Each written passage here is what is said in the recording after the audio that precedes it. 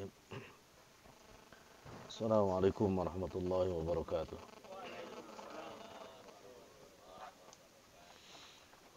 Alhamdulillah Rabbil Alamin. Wassalatu wassalamu ala habibina wa nabiyyina Muhammadin wa ala alihi wa sahbihi ajma'in. Subhanaka la ilma lana illa ma 'allamtana innaka antal alimul hakim. La hawla wa la quwwata illa billahil aliyyil azim.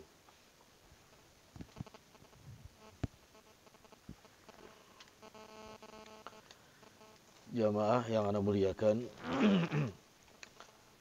alhamdulillah dengan izin Allah tabaraka wa taala pada sore hari ini kita berada di sebahagian buminya Allah Subhanahu wa taala yang letaknya di Cidahu ya. Cidahu dan posisinya di apa ini? Zapanespa ya. Kebun pinus ini. Ya, Masya Allah ya. Mudah-mudahan Allah selamatkan kita semua dari awal sampai akhir. Dan tentunya mudah-mudahan pulang dari sini dosa-dosa kita semua diampuni oleh Allah. Dan Allah lipat gandakan pahala kita semua. Keinginan jamaah sekalian, berkhusus segenap pengurus Masjid Quba untuk memberikan jamuan rohani kepada jamaahnya, terutama pada hari ini dengan tarhib Ramadan, yakni bagaimana kita bisa senang, bahagia dan berlapang dada ketika kedatangan bulan Ramadan. Tentunya perlu persiapan ilmu ya, yang bisa kita amalkan ketika berada di bulan Ramadan. Buku ini ada sekitar 159 atau 155 judul ya, dan mudah-mudahan selesai ya, enggak hari ini mungkin ya, 1,5 jam ya, 2 jam bisa ya, 2 jam insyaallah lah, mudah-mudahan. Baik jamaah sekalian, para ulama salaf mereka merespon kedatangan bulan Ramadan itu 6 bulan sebelum datang Ramadan. Yakni mereka berdoa kepada Allah agar dipertemukan dengan Ramadan. Kemudian setelah selesai bulan Ramadan, mereka juga berdoa kepada Allah Azza wa Jalla agar diterima amal ibadahnya selama Ramadan. Jadi mereka 6 bulan berdoa sebelum kedatangan Ramadan. Kemudian 6 bulan berikutnya berdoa agar amalan-amalan yang dilaksanakan di bulan Ramadan diterima oleh Allah Subhanahu wa taala. Sehingga betul-betul berasa bagaimana nikmatnya mereka melalui bulan Ramadan. Nah, di bagian pertama ini ditulis oleh beliau rahimahullah taala keutamaan saum atau puasa Ramadan. Hadis yang pertama dari Abu Hurairah. Kullu amal ibni Adam lahu al-hasanatu bi asyri amsalha ila sab'ati mi'ati di'fin. Kata beliau alaihi salatu wasalam, setiap amalan semuanya untuk Bani Adam atau untuk dirinya sendiri. Dalam rangka kebaikan akan dibalas, satu kebaikan dibalas dengan 10 kebaikan, dan 10 kebaikan dibalas dengan 700 kebaikan sampai berlipat ganda. Illa siyamu, kecuali puasa, fa innahu li wa ana ajizu bih, karena sesungguhnya puasa untukku dan hanya akulah yang akan memberikan balasan kepadanya. Jadi jamaah sekalian, di sini menjelaskan setiap kita melakukan suatu amal kebaikan maka untuk kita sendiri, kecuali puasa. Ulang ya. Setiap kita melakukan amal kebaikan, pahalanya untuk kita sendiri, kecuali puasa. Ya, puasa langsung itu Allah akan yang membalasnya. Karena puasanya untuk Allah. Anda ulangi, puasa itu untuk Allah, bukan untuk kita. Sementara yang lainnya adalah langsung untuk kita. Bayangin coba, kalau kita beramal untuk orang lain yang sangat kita cintai, yang sangat kita sayangi, gimana kira-kira rasanya? Pernah ya kita dulu waktu masih muda. Pernah muda gak? Pernah ya, udah lewat masanya. Rasanya masih ya. Ketika kita masih muda beramal, katakanlah, untuk kedua orang tua kita. Dan Allah berikan kelapangan rezeki kepada kita. Luar biasa ya. Apapun yang diinginkan oleh orang tua kita, maka kita semangat. Kita mencarikannya. Kemudian kalau sudah ketemu, dipilihkannya yang lebih, atau yang sangat baik, atau yang terbaik untuk kedua orang tua kita. Agar apa? Agar orang tua kita pertama bahagia. Kedua, bukan cuma bahagia, kalau berkaitan dengan materi, ya kan? Dia pun juga bisa sehat walafiat. Ini bayangkan, puasa itu untuk Allah. Berarti orang-orang yang paham bahwa puasa bukan untuk kita tapi untuk Allah, kita akan berpuasa dengan amat sangat maksimal karena tahu betul puasa bukan untuk kita, tapi puasa untuk Allah. Itu makna secara global. Lalu kemudian kata Allah tabaraka wa taala, kata Nabi alaihi salam, adapun perkara-perkara yang Allah perintahkan untuk manusia, setiap kebaikan Allah balas menjadi 10 kebaikan. Dari 10 kebaikan Allah lipat gandakan menjadi 700 kebaikan. Bahkan ada pahala yang memang tidak Allah sebutkan berapa jumlahnya. Di Quran sering kita temukan dengan kalimat yudha'af lahu liman yasha. Allah lipat gandakan pahala kepadanya. Kalimat liman yasha itu sesuai dengan apa yang Allah kehendaki. Kata para ulama, ini tidak bisa dihitung jumlahnya. Ya, kalau yang bisa dihitung sudah ditulis 1, 10 menjadi 100 gitu kan. Ada yang 200, ada yang 1000, ada yang 2000. Tetapi kalau sudah kalimatnya lima yasha, itu hanya Allah yang tahu. Dan jangan lupa, Allah tabaraka wa ta'ala memiliki sifat ar-Rahman. Ya, kalau tuh orang kafir juga Allah kasihani dengan berbagai belas kasihan, apalagi orang yang beriman kepada Allah. Maka jangan tanya berapa sih pahala puasa yang Allah berikan kepada kita. Jangan tanya. Yang jelas hanya Allah katakan lewat hadis Nabi alaihi salam, bagi orang yang puasa Allah buatkan satu surga yang namanya surga apa? Ar-Rayyan. Ar-Rayyan itu satu hadiahnya bagi orang yang puasa itu. Ya, salah satunya adalah Allah khususkan bagi mereka yakni surga yang dinamai Ar-Rayyan. Sehingga dalam hadis ini, illa siyamu, kecuali puasa. Wa ana fa innahu li, puasa itu untukku. Lalu kemudian, akulah yang akan memberikan balasan kepadanya. Gini maksudnya. Kalau sholat itu kan jamaah berapa pahalanya? 25 sampai 27. Kalau sempurna aja, jelas berarti. Kalau kita melaksanakan sholat berjamaah dengan sempurna, mungkin dapat 25, mungkin dapat 27. Tapi jangan ditanya puasa berapa. Misalkan ada nanya, puasa itu pahalanya sehari berapa sih? Ya. Kalau hadis yang mengatakan man shoma Ramadan imanan wa ihtisaban ghufira lahu ma taqaddama min dhanbi, itu bukan balasan puasanya. Bukan, tapi bagian daripada kasih sayang Allah bagi orang yang puasa itu, dengan sungguh-sungguh maka dosa-dosa yang telah lalu diampuni. Allah tidak menyebutkan jumlah pahala. Enggak. Itu satu ya. Kemudian bagi siapa? Innahu taraka syahwatahu wa ta'amahu min ajli. Karena puasa untukku berarti mereka meninggalkan syahwatnya dan juga mereka meninggalkan makanan yang mereka sukai min ajli. Itu juga pasti karenaku. Jangan begini jadinya. Saya puasa nih sebetulnya nih enak makanan ini, tapi saya lagi puasa nih. Ya. Coba kalau bukan saya enggak puasa saya makan. Jadi nggak boleh begitu, nggak boleh. Tapi katakan saya sedang berpuasa untuk Allah, maka saya tinggalkan makanan ini karena Allah. Harusnya begitu.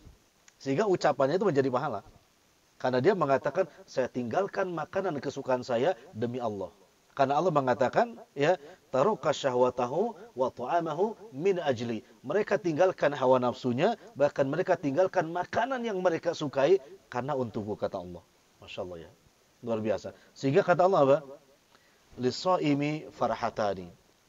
Allah katakan, bagi orang yang puasa akan mendapatkan dua kebaikan. Farhatun inda fitrihi. Satu, kebahagiaan ketika mereka iftar, berbuka. Lihat kalimatnya, bukan farhatun inda ta'amihi. Bahagia ketika dia makan. Enggak. Allah janjikan yang pertama ketika puasa itu, bahagia ketika iftar. Ketika apa?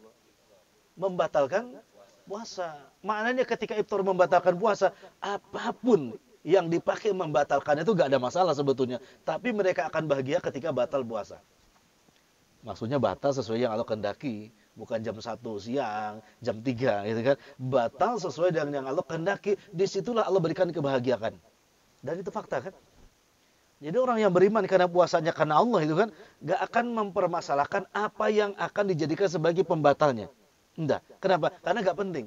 Yang penting itu adalah saya bisa membatalkan puasa karena Allah. Dan di situ letak kebahagiaannya. Nanti akan kita rasakan.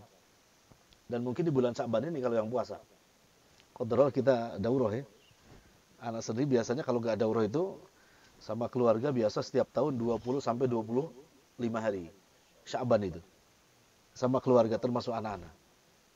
Ya, nanti Senin kita ambil lagi. Senin, Selasa, Rabu, Kamis. Ya, pokoknya nggak ada udzur. Saum tuh di bulan Sya'ban. Karena hadis ya dari Ummu Habibah dan juga dari Aisyah bahwa Nabi SAW paling banyak melakukan puasa sunnah di bulan Sya'ban. Bukan di bulan Rajab, di bulan Sya'ban. Kalau kalimatnya paling banyak maksudnya dibedakan dengan sunnah-sunnah yang lainnya. Beda dengan Senin Kemis banyaknya, beda dengan Ayyamul Bid. Dan itu Nabi meletakkannya memperbanyak saum sunnahnya di bulan Sya'ban itu. Kalau nggak khawatir masuk pada tanggal 1 Ramadan, nanti akan melanjutkannya. Tapi khawatir masuk kepada 1 Ramadan, maka Nabi mengakhirinya. Sehingga dalam hadis ada menghitung, mungkin Nabi puasa di bulan Sya'ban 27 hari. Kemungkinan Nabi saumnya di bulan Sya'ban itu 27 hari. Masya Allah kan? Itu. Ada yang pernah 27 hari? 7 hari? Belum juga ya. Biasa aja, Senin Kamis. Berarti nggak ada bedanya dengan yang lainnya. Karena kata Isa, lebih banyak daripada puasa sunnah di hari yang lain. Berarti kan ada bedanya. Nah, sekali lagi, janji dari Allah untuk orang yang puasa adalah farhatun inda fitrihi. Ini harus dipahami hadis ini, Pak. Ya, bergembira ketika dia apa? Berbuka gitu. Jadi bukan dipermasalahkan apa namanya? Iya, apa yang akan dibuat bukanya? Makanya bukan, tapi ketika berbuka. Qadarullah masyafa'ala coba. Apapun ketika Ramadan yang dijadikan sebagai iftar kita, senang aja tuh. Bahkan wallahi ini. Anak pernah dulu masih sering mondar-mandir di Depok, Tangerang itu. Karena jalan itu kan nggak bisa diprediksi ya. Kadang bisa sebelum maghrib, kadang juga lewat maghrib, bahkan lewat isya. Ternyata adzan kumandang masih di Mayasari itu, di bis. Dan tidak bawa air, tidak bawa kurma. Tahu nggak Pak? Kiri kanan buka tuh banyak cuek orang, nggak nawarin. Itu di bis tuh. Kalau yang muslim kan paham kan tawari kan. Ya, jiran tetangga kita kan, tetangga kan bukan cuma di rumah, di mobil pun tetangga. Ini bapak duduk di tetangga, berjiron-jiron, bertetangga. Mestinya kan orang yang beriman itu menawari siapa? Tetangganya. Sampai Nabi katakan, ya, apabila kalian duduk, kemudian tetangga kamu berdiri, ya kan, maka tempat duduknya jangan boleh diambil. Kenapa? Sebelum ada izin dari sahibul majlis. Karena itu termasuk kedzaliman. Jadi kalau kita menduduki, kalau sudah diizinkan oleh sahibul majlis, tafadhol duduk. Kalau tidak boleh. Ini qadarullah, kiri kanan gak ada yang nawarin itu. Enak aja buka itu. Anak gak bawa apa-apa. Akhirnya dengan apa? Iftar dengan jari aja. Tetap tempel di sini, bismillah. Tetap bahagia. Kenapa? Janji Allah. Bukan masalah apa yang dipakai berbukanya. Tapi justru Allah berikan bahagia ketika berbuka. Belum dapat pahalanya. Kenapa? Dapat pahala yang berbuka. Iya. Belum lagi yang itu. Ini baru ketika berbukanya. Itu janji Allah. Maka sebetulnya rumusan bagi orang-orang kota itu. Jangan mendesain pengen makan enak di mana. Sebetulnya resep dari Islam gampang. Pengen makan enak, puasa. Itu aja. Karena Allah tidak akan mempedulikan Anda berbuka dengan apa. Tetap pasti apapun. Hatta tidak ada bukaan. Tetap aja bahagia. Siapa Pak? Bila yang memang puasanya benar-benar imanan wahtisaban. Gak sedikit kok. Orang-orang yang menyiapkan makanan untuk berbuka puasa. Ternyata habis sama yang buka. Dia gak kebagian. Gak pernah marah tuh. Anak sudah puas. Kenapa? Habis yang anak bagikan sama teman-teman semua. Alhamdulillah. Malah ngucapin apa? Alhamdulillah. Coba kalau bukan bulan puasa gak kebagian. Sudah panitia nggak kebagian gimana kira-kira? Waduh, nyesel saja di panitia. Udah capek-capek malah nggak kebagian lagi. Itu jalan yang kita rasakan semuanya, ya kan? Masya Allah. Yang kedua, wa farhatun inda liqa rabbi. Yang kedua adalah bahagia ketika berjumpa dengan siapa? Dengan Rabbul Alamin, Allah Azza wa Jalla. Yang tadi akan Allah katakan, aina shaimun? Mana orang-orang yang berpuasa? Ini Allah panggil orang-orang yang berpuasa di depan apa? Surga Ar-Rayyan. Kemudian satu persatu yang dipanggil sesuai dengan namanya masuk ke surga Ar-Rayyan. Ini adalah bahagia ketika berjumpa dengan apa? Nikmat Allah yang Allah berikan kepadanya. Termasuk di situ maknanya adalah Allah memberikan dia akses masuk ke surga Ar-Rayyan karena mereka sah mendapatkan pahala dari apa? Dari puasanya. Itu yang kedua. Yang ketiga, janji Allah tabaraka wa taala untuk orang yang puasa, wala khulufa famis shaimi atyabu indallah min rihil miski. Dan kata demi Allah, sesungguhnya rih, ya, baunya mulut atau bau mulut orang yang puasa itu di sisi Allah lebih wangi daripada minyak misik. Masya Allah itu. Makanya hikmahnya kenapa puasa itu gak mesti siwak, gak mesti nyikat dengan apa, ma'jum, dengan odol. Ya, boleh siwak tapi tidak dengan ma'jum, dengan odol. Dibiarkan baunya tetap natural. Karena beda Pak baunya orang puasa dengan baunya orang tidak puasa. Beda. Orang puasa itu kan makannya jam berapa kita? Katakanlah 30 menit ya sebelum masuk sholat gitu kan. Dan pasti makannya pun terjaga. Ya kan? Maka khasnya orang puasa itu kan baunya juga lain. Berbeda dengan orang yang tidak puasa. Maka ketahuilah bagian daripada pahala yang Allah berikan kepada orang yang puasa, sampai-sampai bau mulutnya pun dinilai lebih wangi daripada minyak kasturi. Dan kita belum ada yang tahu baunya minyak kasturi yang asli seperti apa. Yang dijual di Saudi enggak asli. Ya, minyak kasturi buatan Saudi. Ini kan kasturi buatan siapa? Allah Azza wa Jalla. Berbeda, yang asli Saudi aja mahalnya luar biasa. 3 kali dicuci itu pakai rinso, masih tetap wangi Pak. Dijemur itu masih wangi itu. Tapi yang asli ya, walau berapa? Ada yang tahu? Satu milinya. Yang asli nih, minyak misik yang asli. Hah? Oh, yang rakhis itu murah banget. Itu asli dicuci itu pakai rinso 3 kali deh. Itu masih berasa itu. Itu baru bikinan manusia. Bagaimana yang Allah gambarkan misiknya, misik mana? Surga. Dan itu Allah menghargai siapa? Bau mulutnya orang yang puasa. Gitu ya. Kemudian berikutnya kita lihat jenis-jenis kesabaran yang di bawah. Jenis-jenis kesabaran di dalam melaksanakan ketaatan kepada Allah ada 3. Pertama, sabar dalam rangka ketaatan kepada Allah Azza wa Jalla. Kedua, sabar dalam rangka meninggalkan hal-hal yang diharamkannya. Yang ketiga, sabar dalam rangka menghadapi segala ketaatan yang menyakitkan. Dalam puasa itu, ya, maka diperintahkan oleh Allah Azza wa Jalla untuk bersabar. Lalu kata beliau, sabar ketika puasa itu, karena ini bahasan kita puasa. Sabar ketika puasa itu mencakup 3 kesabaran. Sabar yang pertama dalam rangka ketaatan kepada Allah, tidak ada keluhan dan lain sebagainya. Ketika apa? Melaksanakan ketaatan kepada Allah. Gini, Pak. Sekarang maghrib itu hari ini jam berapa? 18 berapa? 18.20. Kebayang nggak? Kalau besok Ramadan masih 18.20. Berasa lama nggak puasa kita? Ya? Agak lama. Biasanya berapa? 16, 17, 45 atau paling mentok 50 gitu kan. Itu pun sudah mulai apa? Nah, ini coba ada kalimat sabar ketika melaksanakan ketaatan. Qadarullah wa masyafala, jikalau seandainya ini terjadi bukan 18.20 tapi 18.30, tetap harus ringan. Kenapa? Ini mesti sabar. Ini Pak fungsinya tarikh Ramadan. Ya syukur-syukur besok 17.50 atau 17.30 kan gitu kan. Itu kan biar apa? Segera berbuka. Bayangin tuh. Belum lagi yang adanya gak konsisten. Ada yang buru-buru, ya kan? Ada yang belum adzan, ya kan? Ada yang dia buka dulu baru adzan. Itu wah luar biasa. Ini perlu kesabaran dalam apa? Puasa. Ini dalam berbuka, beda dengan sahur. Di mushola Anda tuh pasti jangan berharap nunggu apa? Adzan itu barang ya sesuai waktunya. Pasti dia orang sudah qomat dia baru adzan dan nyantai betul adanya. Ya, nyantai betul. Kata dia, kan saya juga puasa.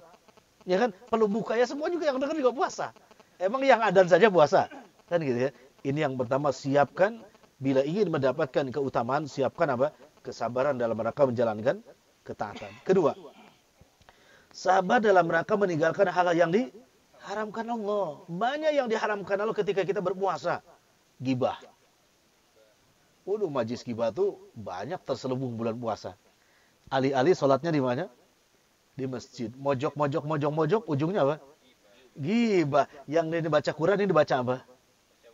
Yang lain baca Quran, ini baca keburukan orang. Di sini baca Quran, di sini baca keburukan orang. Itu kan majlis gibah. Sudah di masjid bulan puasa. Bersabar. Dalam perkara yang Allah haramkan. Ini baru. Ini yang terlihat. Sabar lagi apa, Pak? Dalam hal-hal yang diharamkan Allah, memperbanyak tidur dengan alasan tidur orang puasa itu dapat pahala. Ini juga harus diperbarui di tahun ini. Ya kan? Kalau kita tertidur ketika beribadah, insya Allah dapat pahala. Ya, tapi kalau kita mengatakan bahwa tidurnya orang puasa adalah ibadah, itu keliru. Dan madhab yang ini banyak yang dianut ini. Setiap puasa pasti banyak yang tidur dengan alasan apa? Alasan tidurnya orang puasa adalah ibadah. Pakai dalil atau pakai dalih? Pakai dalih. Ini berbahaya. Tinggalkan itu. Ya. Apalagi yang haram. Tinggalkan ngabuburit yang tidak syar'i. Bersabar. Semua pengen ngabuburit, Pak. Jelong-jelong ya. Ya jalan-jalan. Sore hari. Alih-alih cari apa? Bukaan. Tapi justru malah berinteraksi dengan apa? Perkara yang diharamkan Allah. Itu dari mulai kalau di anak tuh irigasi sampai waduh itu Pak. Itu seperti Mina ketika Haji Akbar itu. Macetnya luar biasa. Ada yang kita mau ke masjid itu, dia masih kejebak macet bawa gorengan. Enaknya di mana coba? Alih-alih dicari bukaan, ya orang ke masjid dia masih terjebak macet. Wallahu alam di mana rumahnya itu kan? Itu satu. Yang kedua belum lagi ikhtilat, campur baur yang bukan jangan mahramnya gitu kan? Belum lagi mata. Jadi jauhi ketika puasa perkara-perkara yang diharamkan. Cukupkan apa yang ada di rumah ya kita jadikan sebagai untuk dijadikan iftar, berbuka ya. Jangan mengade-ngade yang justru bikin terjebak dengan perkara yang diharamkan Allah. Yang ketiga, sabar dalam rangka menghadapi segala ketaatan Allah yang menyakitkan. Masya Allah. Ini luar biasa nih. Sabar dalam menghadapi segala ketaatan Allah yang menyakitkan. Seperti apa sih ketaatan kepada Allah yang menyakitkan? Ketaatan kepada Allah tinggalkan. Sabar dalam ketaatan kepada Allah yang menyakitkan. Lapar bisa, betul. Lapar bisa menyakitkan. Ya kan? Bagi orang yang nggak biasa, yang nggak bisa puasa, aduh itu. Jam 8, aduh lapar ya gitu kan. Itu nggak biasa. Maka Nabi SAW tuh diawali dengan prolognya dengan puasa Sa'ban. Supaya apa? Supaya terbiasa. Ya kalau kita alhamdulillah dengan Senin Kemis terbiasa, tapi ya nggak biasa, tersiksa itu Pak, tersiksa. Sampai ada jamaah ke masjid itu Pak, sampai kayak pohon bambu ketiup angin, kena kipas saja, bengkok kiri, bengkok kanan itu kan, sampai ya Allah di puasa tuh berapa hari lagi sih itu tuh Pak. Yang sering menghitung nanya berapa hari lagi itu orang yang puasa dan merasa tersiksa dengan puasanya. Hati-hati itu. Orang yang baru 3 hari sudah nanya berapa hari lagi, itu orang yang berpuasa yang merasa tersisa dengan apa? Puasanya. Jangan nanya berapa hari lagi. Ayo ya. Ya tersiksa. Apalagi sholat malam. Ya kan? Dengan sholat tarawih yang agak panjang, mereka marah-marah, itu tersiksa ketika melaksanakan apa? Ketaatan kepada Allah, maka mesti bersabar. Kalau dulu di masjid apa? Di Masjid Nabawi itu kan paling yang dibaca 2 ayat. Ya kan? Betul kan? Kadang-kadang 1 ayat. Ya. Masih untung imamnya enak coba. Kalau imamnya enggak enak, udah 1 ayat enggak enak lagi. Iya kan? Padahal para salafus saleh ketika Ramadan itu berjuz-juz ketika sholat malam itu. Ya, boleh jadi 1 malam 1 juz. Ya. Masya Allah itu. Itu para salafus saleh. Kenapa? Kalau belum biasa, menyakitkan itu. Apa yang bikin sakit? Kaki pegel. lutut pada bunyi, kretek-kretek gitu kan. Macam-macam ngantuk, itu menyakitkan. Maka diperintahkan di bulan Ramadan besok, bersabarlah menghadapi ketaatan yang menyakitkan. Karena hakikatnya nanti akan menyenangkan. Bismillah ya. Nah, mestinya dikubah 1 juz. Ada pengurus masjid. Ada pengurus 1 juz misalnya. Kalau imamnya enak, kemudian dia makom yang dibacanya juga pas, ya gak terlalu lambat, gak terlalu mendayu-dayu, ya agak sedikit sa'i, tetetetetet gitu kan, itu juga 1 juz juga lama. Maksimal 1 jam. Roh anak beberapa kali kok Ramadan ngimam 1 juz tuh anak. Tahun kemarin juga ngimam. Dengan bacaan yang gak terlalu lambat, gak terlalu cepat. Itu 1 jam. 1 jam. Wallahi, dan jamaahnya menikmati. Perlu dicoba. Agar apa? Agar masuk kepada perintah Allah, ya ayyuhalladzina amanu taqullaha haqqa tuqatih. Wahai orang beriman, takwalah, dan takwa yang mana? Yang sebenar-benarnya takwa. Jadi bukan takwa yang standar, tapi takwa yang sebenar-benarnya takwa. Jadi kalau yang standar itu ya salat 11 rakaat 30 menit itu takwanya standar. Yang salat tarawihnya 11 rakaat 30 menit itu takwanya standar. Tapi yang haqqa tuqatih berapa tadi? 1 juz. Bahkan berapa lagi? Mungkin 3 juz. Itu haqqa tuqatih. Ana pernah katakan gini. Kalau ada yang pernah main ke Depok tuh di Masjid Tugu Gi Asri, Pak Mahmudi di situ, kompleknya dia. Masjidnya Masjid Al-Hidayah di situ.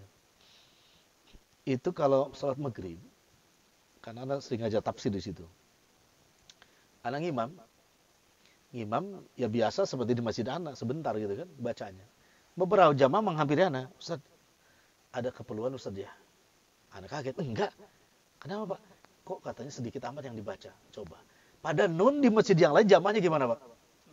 Ustaz, panjang amat bacanya kan gitu kan. Ini enggak ditanya malah, Ustaz ada keperluan kemana? Kenapa? Anak sampai enggak jawabannya. Kenapa Pak? Itu kok cepat amat bacanya sedikit. Masya Allah. 1 lembar sekali. Maghrib pun 1 lembar. Walaupun di situ kayak grup-grupnya Ustaz Mas Hadi. Itu kan anak buahnya Ustaz Budi Asari semua tuh, kutab. Ya, anak kenal betul sama Ustaz Budi Asari itu. Nah, di situ bacaannya ya jarang yang punya makom itu. Ya gelintir gitu aja, apa gelintir tuh? Ya jalan gitu aja, kata Ustaz Mas Hadi itu. Ya kalau cari orang hafal Quran, nggak pakai makom ya di sini kata dia. Tapi fasih semua. Tapi enak aja menikmati jamaahnya. Nah ini. Jadi mesti dicoba lah. Dalam apakah kita sudah merasa kesakitan dengan ketaatan kepada Allah, lalu kita sabar dengan itu? Nah, kalau kita kesakitan dalam ketaatan kepada Allah, kemudian kita sabar, mudah-mudahan kita masuk derajat kepada haqqa tuqatih. Jadi imannya, Islamnya tidak yang standar, tapi yang sebenar-benarnya iman, sebenar-benarnya takwa. Insyaallah ya. Perlu dicoba enggak? Tapi jangan anak imamnya, cari yang lain. Insyaallah nih di anak di Nurul Sunnah, di tempat yang lain itu diminta memang 1 juz. Perumnas juga 1 juz. Dan ya kemarin sudah dicoba itu ya 1 jam insyaallah. 1 jam. 1 juz. Baik. Unsur-unsur yang mempengaruhi dilipat gandakan suatu amal. Halaman 4. Unsur-unsur yang mempengaruhi dilipat gandakannya suatu amalan. Yang pertama. Jadi gini Pak. Kenapa pahala itu kok Allah bisa lipat gandakan? Misalkan ketika sholat di Masjid Nabawi berapa? 1000. Betul. Kalau di Masjidil Haram 100. Itu kan kalau di Masjid Kuba ya 25 27. Ya Kuba 25 27 gitu kan? Itu kan. Di sini ditanya apa yang melatar belakangi pahala itu bisa dilipat gandakan. Yang pertama kata beliau, kemuliaan tempat. Ya, kemuliaan tempat dilangsungkannya amalan tersebut. Itu yang tadi kan. Karena tempatnya mulia seperti Masjid Haram, Masjid Nabawi, Masjidil Aqsa, Masjid Kuba, ya. Termasuk masjid kita Kuba kita kan dibandingkan dengan salat di mushola, dibandingkan dengan salat di rumah kita masing-masing. Jadi salah satu yang menyebabkan pahala dilipat gandakan adalah tempat. Adalah tempat. Jamaah sekalian kalau di rumah punya mihrab, kamar yang khusus ibadah, itu beda dengan sholat jamaah sekalian di kamar tempat yang biasa sholat. Maksudnya ini di rumah. di kamar biasa tempat tidur dengan mihrab yang memang diperuntukkan untuk apa? Salat sunnah, itu beda pahalanya. Makanya yang rumahnya luas-luas itu bikinlah mihrab. Di rumah, dikhususkan apa? Amalan-amalan sunnah, salat duha, salat tahajud, baca Quran, itu pahalanya berbeda dengan apa? Bacaan Quran yang dibacakan di kamar kita, apalagi di matbah, di dapur, itu berbeda. Gitu ya. Maka yang punya rumah luang ke satu, ada mihrab. Gitu ya, seperti itu. Nah, ini juga berkaitan dengan tempat. Seperti di sini salat di Masjid Makkah, Nabawi dan Madinah. Ini yang pertama. Sudah Anda baca ya, seperti itu. Yang kedua, kemuliaan atau dilipat gandakan suatu amalan karena waktu. Masya Allah ya.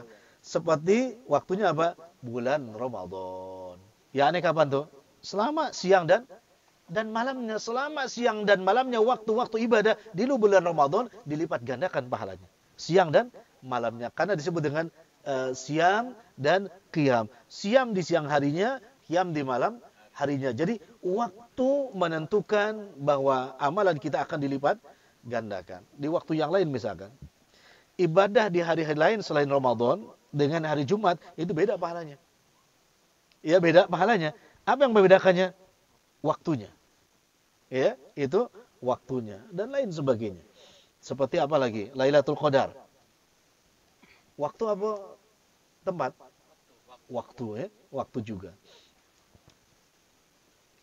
Ini yang keberapa?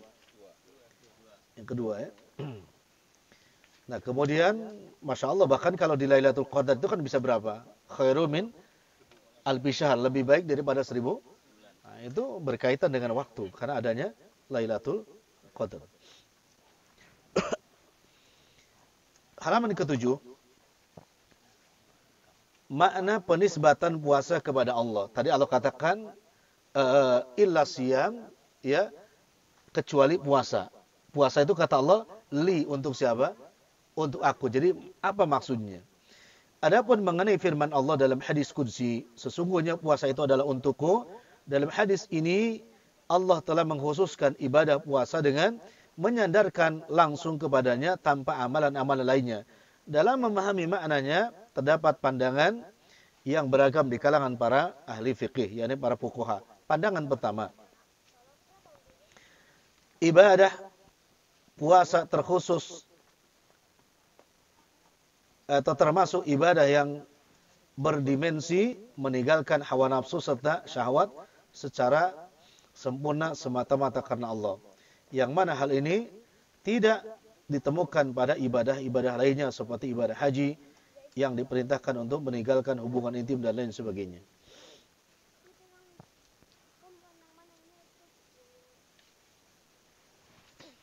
Jadi, pandangan pertama, ibadah puasa termasuk ibadah yang berdimensi meninggalkan syahwat dan lain sebagainya semata-mata karena Allah. Maka itulah dinisbatkan puasa hanya milik Allah. Berbeda dengan yang lainnya, ya, berbeda dengan yang lainnya.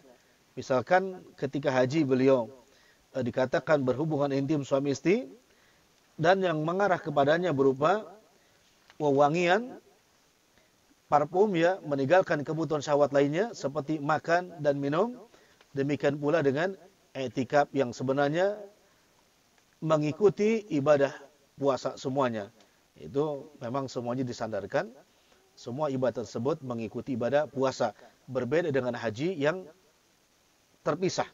Misalkan antara sa'i dengan jamarat itu berbeda. Antara jamarat dengan tawaf itu pun juga ibadah yang tersendiri, ya. Itu seperti itu. Berbeda dengan salat ketika puasa. Boleh enggak orang puasa enggak salat? Enggak boleh, ya, enggak boleh. Tetap salat terkurung dengan waktu yang memang di mana kita puasa tetap harus salat, gitu kan? Kalau haji enggak. Haji enggak. Misalkan tawaf, ya, ketika haji tempatnya ada putarannya tetap 7 putaran, tapi boleh di waktu yang lain, ya. Boleh di waktu yang misalkan tawaf kudum atau tawaf ifadah atau tawaf wada, semua tidak sama. Antara kloter pertama, kedua dan ketiga punya waktu yang berbeda walaupun zamannya sama. Ini pandangan yang pertama. Kita enggak bacakan semuanya. Pandangan kedua, halaman 12. Bahwa puasa itu adalah rahasia antara hamba dan Rabb-nya yang tak seorang pun dapat mengetahuinya. Nah, dinisbatkan puasa untuk Allah karena puasa itu adalah rahasia antara hamba dan Rabb-nya. Dan menariknya jamaah sekalian, ketika seseorang puasa itu, orang kan tidak ada yang tahu. Misal gini, apakah dia puasa atau tidak, orang nggak tahu. Selama orang itu tidak mengatakan saya puasa. Kalau sholat, tahu dong, orang kadang kelihatan lagi sholat. Gak mungkin begini-begini kalau nggak lagi sholat. Haji juga kelihatan gitu kan, jelas umrah. Tapi puasa enggak. Orang yang puasa nggak ada yang tahu, Pak. Tahunya kapan? Kecuali kalau bulan Ramadan tiba-tiba lihat kaki di warteg kan, berarti dia nggak puasa. Kelihatan, ya kan? Tapi selama itu nggak kelihatan, maka jelas ini rahasia hanya puasa yang tahu siapa? Allah Subhanahu wa Ta'ala. Maka juga kalau Bapak puasa Senin Kemis, tidak boleh menampakkan diri kepada orang-orang agar orang tuh menyangka atau berprasangka atau mendapatkan pujian bahwa saya sedang apa? Puasa Senin, tiba-tiba tiduran di Masjid Kuba. Biar apa? Biar disamperin orang. Biar orang bilang, puasa Ji ya. Ya itu kan udah ria tuh. Udah ria Ji puasa ya iya. Lo iya aja sambil lemes-lemes gitu kan. Nah itu baru tahu kan. Kalau enggak ya enggak tahu. Itu puasa anak-anak namanya. Ya, orang yang puasa banyak tidur puasa apa? Puasa anak-anak. Gitu. Dan jalan-jalan juga termasuk puasa anak-anak. Jadi kita yang sudah tua-tua perbanyak apa? Ibadahlah kepada Allah. Baik, kita lanjutkan halaman 14. Manfaat-manfaat puasa. Yang pertama, menundukkan jiwa. Sebab rasa kenyang, tidak haus, serta melakukan hubungan biologis dapat menimbulkan sikap angkuh, sombong, serta lalai. Jadi betul, dengan puasa itu bisa menundukkan jiwa. Bahkan insya Allah dengan puasa juga bisa mengendalikan emosi. Ya, bisa mengendalikan emosi. Maka Nabi katakan, para laki-laki yang ingin menikah, kata Nabi, ya ma'asyar sabab man istata'a al-bata falyatajawaz. Wahai para anak muda, bila kalian ingin sudah mampu nafkah lahir dan batin, maka hendaklah segera menikah. Fa illam yastati fa alaihi bisyam. Kalau belum mampu memberikan nafkah lahir dan batin, maka solusinya untuk syahwat pun juga apa? Puasa. Bagaimana kalau memang nggak mampu sama sekali terus menerus? Ya puasa terus. Selama kapan? Belum datang waktu mampunya. Ya puasa. Ya puasa. Jangan dipaksakan. Maka ini puasa luar biasa ya. Untuk menundukkan jiwa. Yang kedua, mengosongkan hati agar dapat melakukan aktivitas berpikir dan berzikir. Karena dengan memenuhi kebutuhan syahwat dapat membuat hati menjadi keras. Banyak makan itu bisa menjadi keras. Gaswatinya. Tetapi dengan mengosongkan lambung itu, orang bisa berpikir. Banyak makan bisa banyak tidur. Tapi sedikit makan bisa sedikit tidur. Kok Ustaz katanya puasa banyak yang tidur? Itu yang kebanyakan makan ketika sahur. Pada sunnah Nabi makan sahur seberapa, Pak? Ya, lukmatun au lukmatain gitu kan. Bisalah 1 suap atau 2 suap. Ya kan? Kalau mau ganjil ya 3 gitu kan. Tapi kan makan kita nggak begitu sahurnya. Sama seperti makan ketika berbuka. Ya kan? Makanya wajar setelah itu tidur paginya ba'da sahur. Sahurnya jam berapa? Jam 2 dini hari. Ya, karena ngikutin apa? Yang membangunkan jam 2 dini hari, hanya tidur. Ya sudah lah. Menjadi gula, itu kan puasa itu mestinya mengurangi gula, kadar gula. Ini malah menaikkan kadar gula. Kenapa? Makan langsung tidur. Akhirnya kapan? Ba'da sholat tidur. Ya, ba'da tidur lagi. Ya, kayak Bah Surip kan. Tidur lagi, aja tidur lagi. Menunggu berbuka pun tidur juga. Jadi itu puasa atau lalat, ulat sedang puasa. Tidur selamanya. Insya Allah kalau sudah mati, tidur selamanya. Ini nggak benar seperti itu. Karena dengan puasa itu ya, supaya kita mampu berpikir, ya, kemudian berzikir. Kalau Imam Asy-Syafi'i rahimahullah ta'ala bisa menghatamkan sebanyak 60 kali di bulan Ramadan, ya paling tidak kita 6 kali lah selama Ramadan. Berapa persen tuh? Dari 60 ke 6 kali. 10. Ada yang pernah? Selama ini ya. Ini Pak. Itu pun Ustaz. Ada yang bilang Ustaz, Alhamdulillah ada Ramadan. Kenapa? Kalau nggak ada Ramadan belum pernah khatam Quran. Kenapa? Khatam Qurannya hanya ada Ramadan gitu kan. Masya Allah ini. Gimana bisa berpikir, berzikir kalau seperti itu? Ya. Semakin akhir, semakin banyak ya sibuk dengan apa? Makanan dan lain sebagainya. Ya. Etikaf pun kita etikaf syarat dengan makanan. Itu etikaf tuh syarat dengan makanan. Tiap 5 menit ngopi. 10 menit nyusu.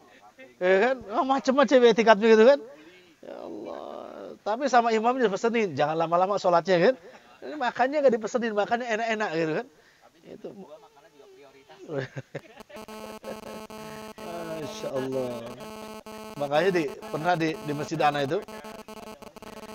Jadi kopi itu kan digantung rentengan tuh kayak gitulah tadi tuh, gitu kan. Kan dekat kampung lah di situ. Jalan kampung kan. Banyak anak-anak yang kayak gitu. Tahu betul anak-anak itu. Ketika kita sholat malam kan lama sholat malamnya waktu itu. 1 jam lah insya Allah. Bunyi itu kesek-kesek tahu coba. Setiap kita sholat antara 1 rakaat ke rakaat yang lainnya, mereka menggasak itu. Kopi. Setelah mau salam udah ngilang tuh anak-anak. Sholat lagi sampai akhirnya habis. Itu baru malam pertama etikaf. Akhirnya diakalin pakaiin ini, lemari kecil tuh. Dikunci. Wah yang diambil sama anak-anak. Anak bilang kan gak ada masalah. Nah, sebetulnya kan salah kita. Kenapa semua ibadah itu mesti dimotivasi dengan makanan? Kalau begitu kan ibadahnya orang mu'alaf yang baru masuk Islam. Yang baru masuk Islam itu selalu aktivitas ibadah selalu dengan makanan. Ada makanan ya khusyuk, gak ada makanan gak khusyuk. Bahkan ketika kepada rokat kedua tuh sudah diwanti-wanti. Nanti rokat kedua saya mau nyusul lah gitu kan.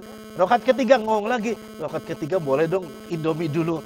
Ya jadi sampai 8 rokat tuh makanan yang dibayangkan ketika ibadah. Ya gimana? Kan gitu ya. Jadi bagaimana merasa pahitnya jiwa ini ya kan ketika tidak mempenjarakan hawa nafsunya. Maka dengan puasa itu bisa. Tapi puasanya apa? Yang betul-betul imanan wahtisaban. Makannya apa? Nah itu dia. Itu mu'alaf itu. Kalau gitu tanya kalau gitu masuk Islamnya udah berapa lama gitu. Kata dia, apa sih aneh lu? Yang diiming-iming makanan tuh mu'alaf itu. Ya. Kenapa? Nah, itu dapat zakat lagi nanti gitu kan. Namanya ta'liful qulub, ada kaidah ta'liful qulub. Demi melunakkan hati, itu Nabi lakukan kepada mu'alaf. Dimotivasi dia. Kan termasuk ketika perang Abang. Khandaq gitu ya. Kan ada tuh, sampai Nabi katakan ini bagi orang-orang yang baru masuk Islam, dikasih gonimanya lebih banyak daripada mereka.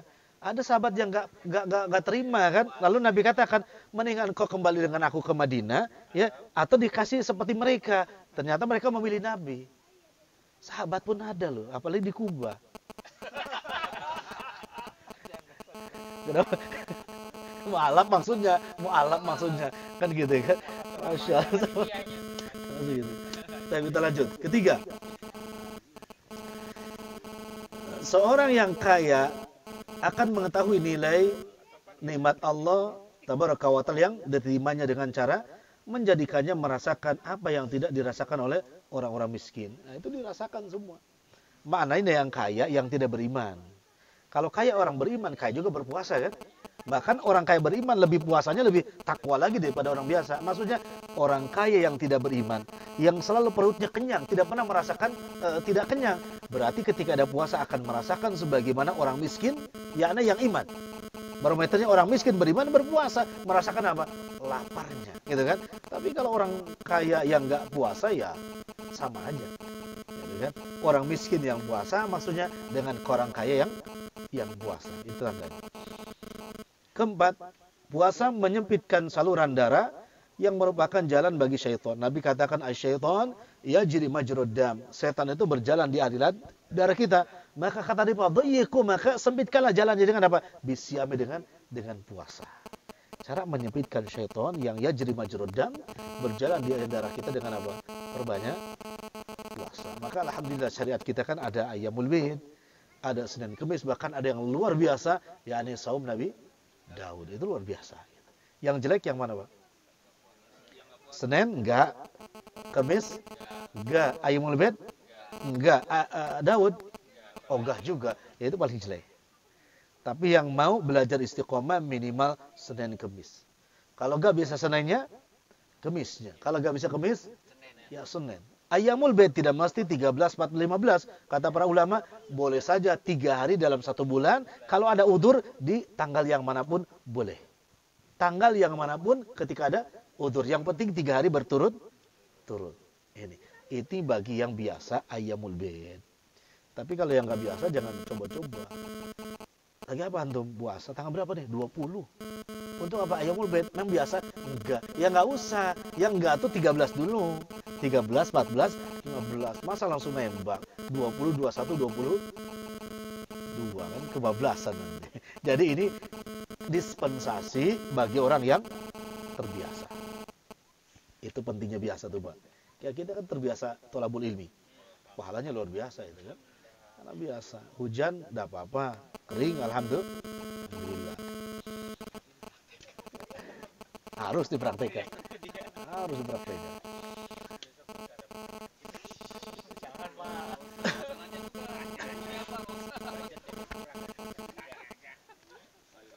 Jawabannya ada surah Al-Mu'minun ayat 50.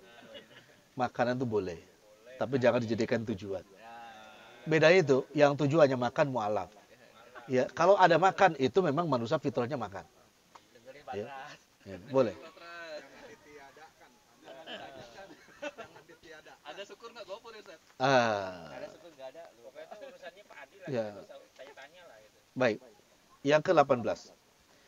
Makna sabda Nabi alaihissalam bagi orang puasa mendapat 2 kegembiraan. Bahasanya sama. Ya, Anda sudah baca ini jadi kita lewat. Halaman 22. Tingkatan orang yang berpuasa. Pertama, orang yang meninggalkan makan dan minum serta nafsu biologisnya karena Allah, ia mengharapkan imbalan surga atas semua amalan itu di sisi Allah. Orang seperti ini telah melakukan perniagaan serta berinteraksi dengan Allah.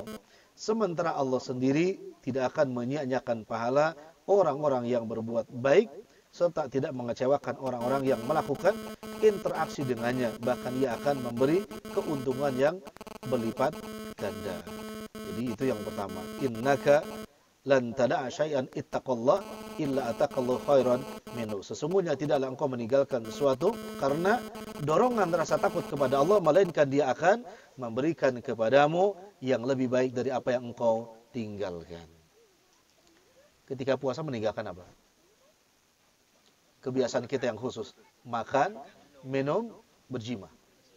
Bila itu ditinggalkan karena Allah, maka Allah akan gantikan makanannya dengan yang lebih baik, minumannya dengan yang lebih baik, istrinya dengan yang lebih baik. Yang mana yang paling enak? Istrinya ya. Udahlah. Mending nggak nanya sebetulnya.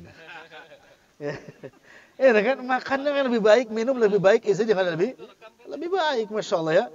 Tapi semuanya harus karena Allah. Islam itu kan fitrah semuanya, Masya Allah ya. Itu semua kita makan sudah, minum sudah, ya istri. Kan gitu kan? Dan yang lainnya, maka itu sudah disiapkan oleh Allah semuanya. Itu tingkatan yang pertama.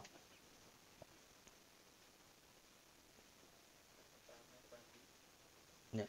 Lihat juga halaman 23. Di alinea yang ketiga. Firman Allah surah Al-Haqqah ayat 24.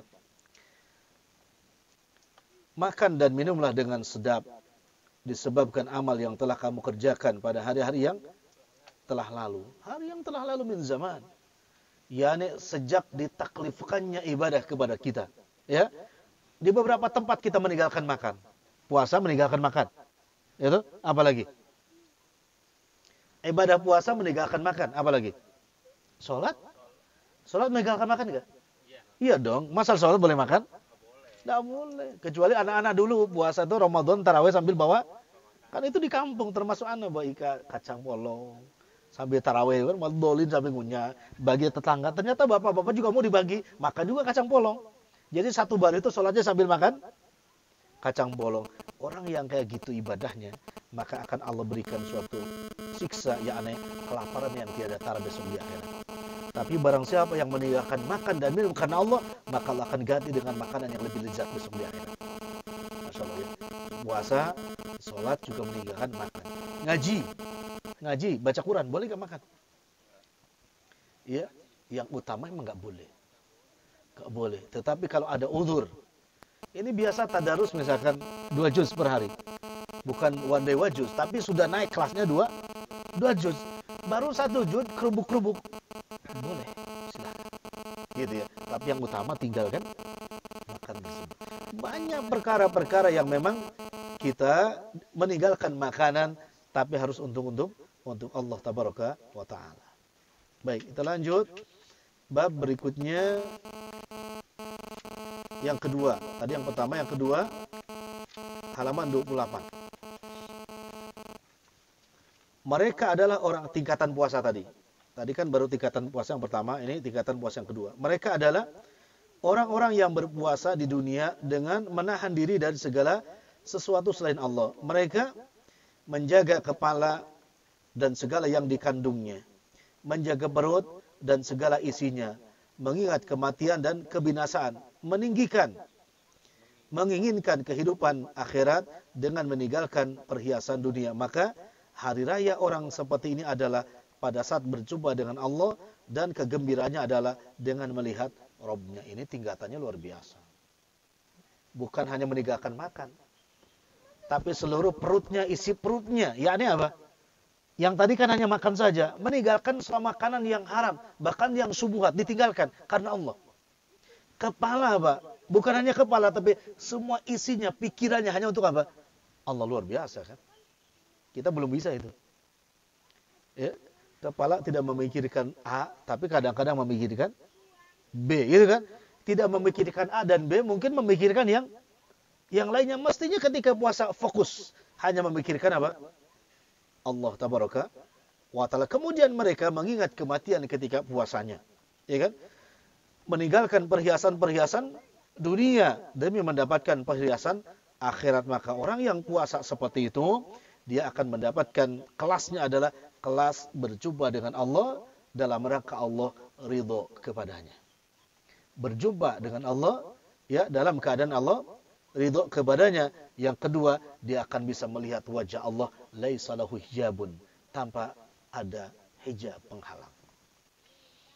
Dan ini kenikmatan yang luar biasa, Pak. Bisa melihat wajah Allah, dan Allah janjikan setiap manusia besok di akhirat akan bisa melihat siapa? Wajahnya Allah. Dan itu kenikmatan yang paripurna. Ya kalau tadi mengatakan bahwa nikmat besok di akhirat terdapat bidadari, enggak seberapa. Enggak ada apa-apanya. Ya kan? Dengan apa? Nikmatnya mereka melihat apa? Wajahnya Allah tabaraka wa ta'ala. Dan melihat wajah Allah itu bisa diraih oleh amalan yakni puasa. Halaman 30. Pembahasan tentang bau mulut orang yang puasa. Oh, sama seperti yang Anda bahas tadi, termasuk memakruhkan bersiwak. Di alinea yang paling bawah, ya, para ulama sebagian ada yang memakruhkan bersiwak, yakni sikat gigi. Siwak yaitu yang dimaksud dengan kayu, ya, atau fursah asnan, sikat sekarang, tapi tanpa majun, tanpa apa? Odol. Adapun madhab Syafi'i sebelum zawal, ya mereka masih membolehkan. Hanya memakruhkan saja setelah zawal. Untuk apa sikat gigi memakai apa? Memakai pasta. Ya, itu aja perbedaan para ulama. Saat puasa. Malam itu enggak apa-apa. Oh, enggak apa-apa kalau malam. Karena di situ kalau pakai odol itu karena ada rih, ada TM, ada aroma dan ada rasa, gitu kan? Itu yang akan membedakan di situ. Ya, imsak boleh, karena batas akhir puasa itu adalah adzan subuh. Ya, batas akhirnya makan itu atau awal puasa adalah ketika adzan subuh. Jadi bagus pertanyaan Bapak. Awal puasa itu dimulai dari adzan subuh. Berarti ketika adzan subuh berkumandang, hatta baru orang Allah, gitu kan? Semua sudah mahjub, terhalang, tidak boleh makan, tidak boleh minum, gitu kan? Jadi bukan apa tadi? Bahkan waktu imsak. Maka kalau yang ngomongkan Pak Haji, Bu Haji, Pak RT, Pak RW, ya kan? Sekarang sudah imsak, maka tidak boleh makan dan minum. Nih jahil. Ya, ini kebodohan. Wah, masih imsaknya masih setengah jam, masa masih nggak boleh apa? Makan minum, gitu kan?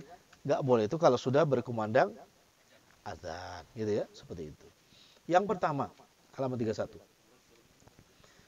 Bahwa puasa adalah ibadah rahasia antara hamba dan Rabb-nya di dunia, maka Allah menampakkan hal itu kepada seluruh ciptaannya pada hari kiamat kelak. Agar dengan hal itu orang-orang yang berpuasa menjadi masyhur dan dikenal di kalangan manusia secara umum. Gini. Kalau ada jamaah Kuba misalnya yang biasa memakai misik atau minyak tertentu, kan melengket tuh sifat itu. Sehingga di kalangan Arab tuh misalkan ada orang yang memakai biasa warna baju merah, suka dipanggil orang ya ahmar. Wahai orang yang merah, maksudnya apa? Orang yang biasa kemana-mana pakai atributnya apa? Merah. Kalau asfar, ya asfar.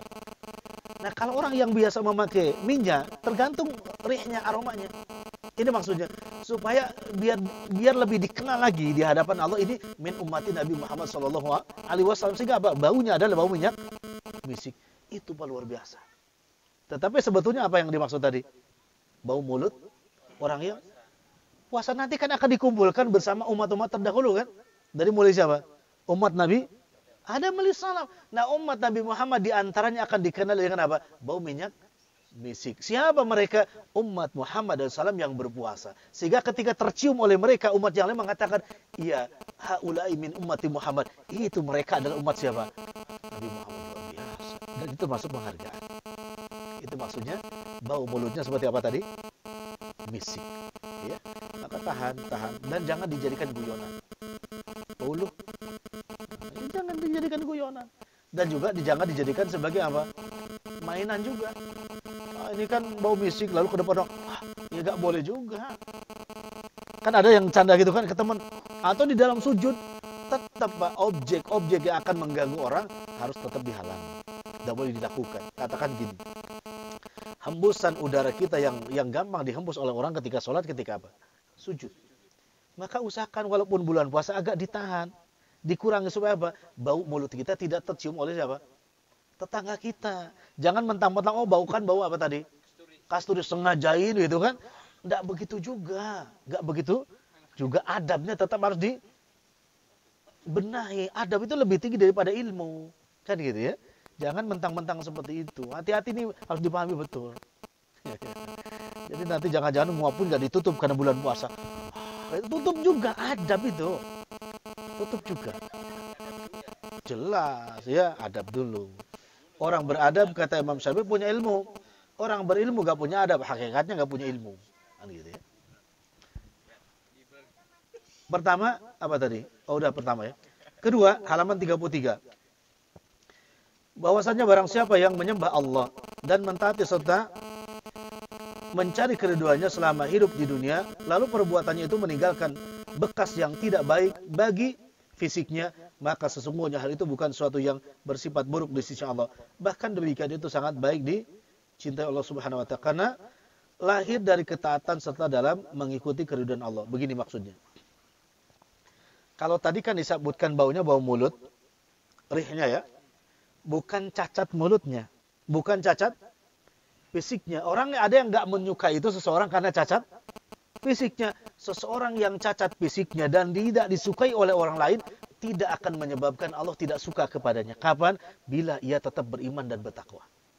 Bahkan boleh jadi derajatnya apa? Lebih tinggi daripada orang yang sempurna. Bahkan kemarin Anda baca ada di salah satu makalah. Ada seorang yang mau minum begini. Tapi qaddallahu wa masyafa'ala, hidungnya tuh mancungnya mancung beneran. Sehingga dia ketika minum terus giniin dulu hidungnya. Di ke atas gitu, kan terlalu mancung. Sampai kita bilang, alhamdulillah katanya, yang punya hidung gak mancung. Ya kan gampang ya gak mancung minum kan. Tapi kalau terlalu mancung harus ditahan dulu, baru dia minum. Artinya apa? Kalau cacat urusan fisik itu, selama dia beriman dan bertakwa, lurus akidahnya, baik tauhidnya, tidak akan menjadikan seorang dibenci Allah. Ya kan? Siapa yang dibenci Allah itu adalah yang cacat akidahnya, cacat tauhidnya, cacat amalnya, cacat adabnya. Itu baru dibenci oleh siapa? Oleh Allah Tabaraka wa Ta'ala. Maka pertanyaan Anda sederhana. Sebetulnya apa yang menguntungkan kita hidup itu? Pujian atau cacian? Ya? Yang menguntungkan kita itu? Pujian apa cacian? Ya. pujian itu terkadang menjerumuskan. Dan itu bukan terkadang, kebanyakan pujian itu menjerumuskan. Karena belum tentu yang memuji itu orang yang benar memuji kita. Ya kan? Kata para ulama, salaf mengatakan, namanya teman itu kan, sodakoka, laman sodakoka. Yang selalu benar kepadamu, bukan selalu membenarkanmu. Itu teman sejati. Teman sejati itu yang selalu, benar, mengatakan benar kepadamu, bukan membenarkanmu. Kalau orang yang membenarkan, mungkin kita jelek. Tapi dia memuji, supaya dapat apa? Kedudukan dan lain sebagainya, sehingga salah pun akan dibenarkan. Maka sebetulnya, yang memotivasi kita bukan pujian, tapi cacian. Maka ketika fisik itu dicaci orang, tidak akan menyebabkan dicaci Allah. Tapi kalau akidah, tauhid dicaci oleh Allah, pasti orang pun akan mencaci kita. Fir'aun, Abu Lahab, Abu Jahal dicaci Allah. Jelas. Sehingga manusia pun juga mencacinya. Jangankan kita, orang kafir pun kalau ditanya gak ada yang mau seperti Fir'aun. Coba tanya deh.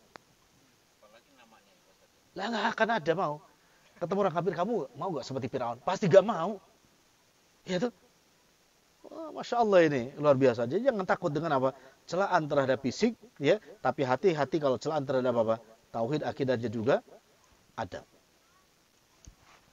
Di sini malah ada syair-syairnya ya, kita lewati. Bagian kedua, halaman 37. Keutamaan sikap dermawan dan membaca Al-Quran di bulan suci Ramadan. Karena Nabi SAW ajwadan nas. Nabi adalah termasuk manusia yang paling dermawan. Ajwadan nas. Jawad. Ya? Jawad itu dermawan. Wa kan ajwada ma yakunu fi Ramadan hina yalqau Jibril fayudarisul Quran. Dan Nabi lebih dermawan lagi. Lebih jud. Dermawan itu kalau dikatakan jawad, itu maknanya dari kata jayid, baik. Jawad itu dia jayid. Dia ketika biasa-biasa saja, baik. Maka dia akan lebih baik lagi ketika datang bulan Ramadan. Bahkan Nabi lebih baik lagi ketika apa? Fayudarisuhu Jibril, yakni Al-Quran. Ketika Nabi bertadarus Al-Quran bersama siapa?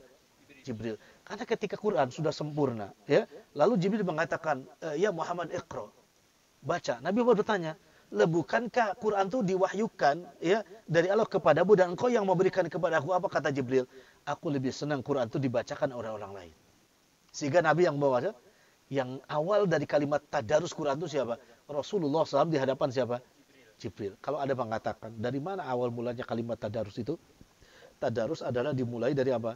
Permintaan Jibril kepada Nabi Muhammad SAW. Tapi Muhammad mengatakan, bukankah Quran itu dan engkau? Tapi Jibril menjawab bahwa aku lebih suka Quran itu dibacakan oleh orang lain. Artinya apa? Jibril lebih suka mustami daripada qiraah. Lebih senang mendengar daripada membacanya. Kenapa? Karena Jibril tahu betul yang lebih hak dan lebih pas itu siapa? Rasulullah. Karena Quran untuk siapa? Adapun Jibril sebagai apa? Sebagai Rasul. Utusan Allah untuk menyampaikan Al-Quran kepada siapa? Kepada Rasulullah. Jadi jelas dong, yang punya Quran itu yang lebih jawad. Maka dikatakan wa kana ajwada ma yakunu fi Ramadan. Rasul lebih jawad, lebih dermawan, yani lebih baik lagi kapan? Ketika bulan Ramadan. Masya Allah. Jadi tadarus itu mesti mengadopsi cara tadarusnya siapa? Rasul dengan Jibril, bukan rame-rame. Tapi satu baca, satu dengar. Itu metode tadarusnya siapa? Rasulullah. Nabi yang baca, Jibril yang nyimak, ya kan? Itu tadarus siapa? Rasulullah sallallahu alaihi wasallam. Kapan yalqau kullalailatan fi Ramadan? Maka ditemukan ini setiap malam di bulan Ramadan. Fayudarisul Quran, maka Jibril dan Rasul saling apa? Tadarus Al-Quran. Para Rasul hina yalqau Jibril ajwada bil khair min rihil mursala. Dan Nabi alaihissalam itu ketika bertemu dengan Jibril lebih dermawan lagi, melebihi angin yang bertiup. Tapi Nabi lebih dermawan lagi di bulan Ramadan, melebihi angin yang bertiup. Maka sudah selayaknya kita nggak ada lagi yang bakhil di bulan Ramadan, yang pelit, yang koret, yang buntut kasiran, yang merepet mereka dede. Nggak ada ya bakhil. Gitu kan? Tapi harus ajwad Ramadan. Ya sebagaimana Rasulullah sallallahu alaihi wasallam gitu. Maka Masya Allah. Merepet apa Ustaz? Kenapa? Merepet apa tadi? Mereka dene. Mereka hese. Mereka hese, mereka dene itu. Itu bilugati Sundawiyah. Ya bentuk kasir. Orang Sunda kalau bentuk kasir itu pelit, Pak. Maka disebut, lihat kamu tuh belakannya bentuk kasir. Ada dia, pelit kamu. Udah enggak, tentu juga. Belum tentu juga. Belum tentu. Belum tentu. Iya. Sama seperti filosofi orang panjang tangan tuh, apa namanya, maling gitu kan. Apa orang yang pendek tangannya gak maling juga? Enggak juga kan? Enggak juga. Baik. Silakan buka halaman 46.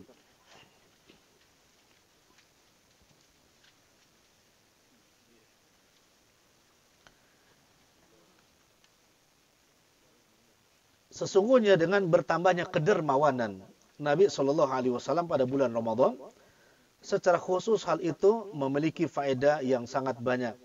Ini kedermawanan Rasulullah. Pertama, karena kemuliaan waktu serta dilipat gandakannya pahala amalan pada bulan itu. Imam At-Tirmidzi meriwayatkan dari Anas secara marfu', sedekah yang paling utama, yakni afdal adalah sedekah pada bulan Ramadan. Rasul memberikan contoh.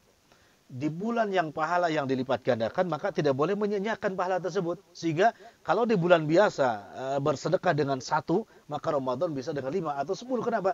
Karena tidak mungkin kita berjumpa lagi dengan apa?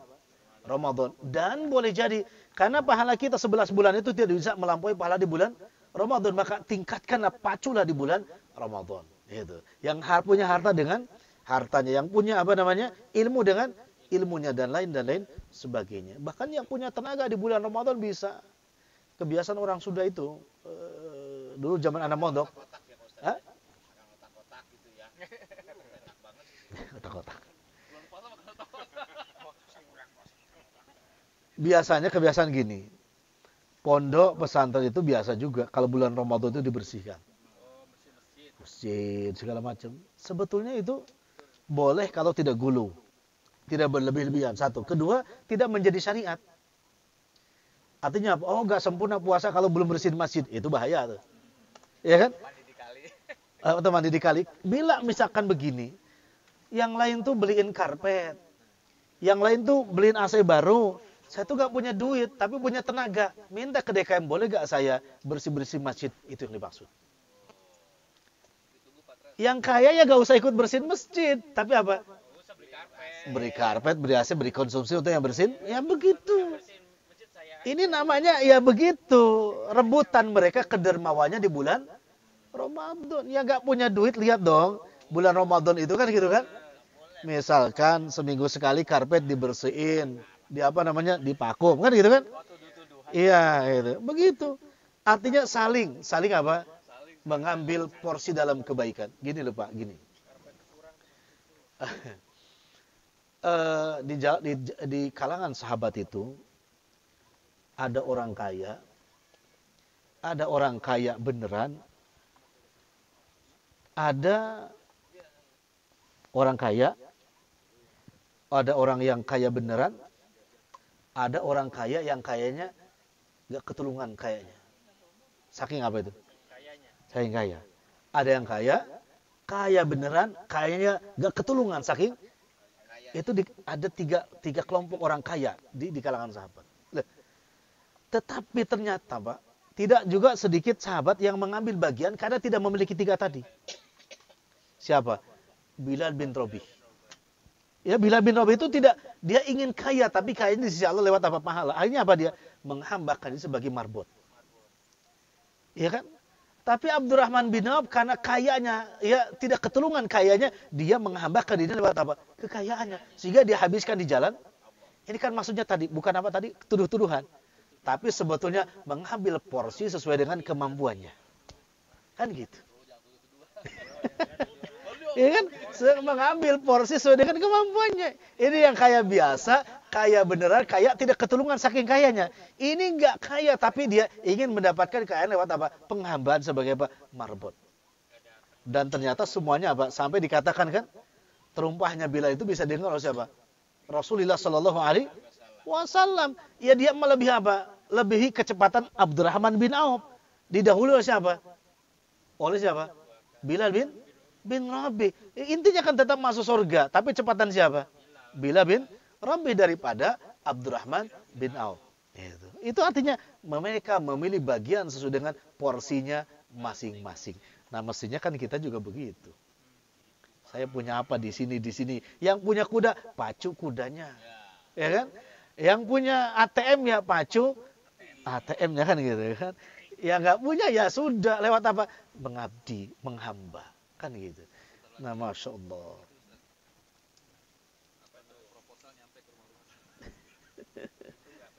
Yang kedua.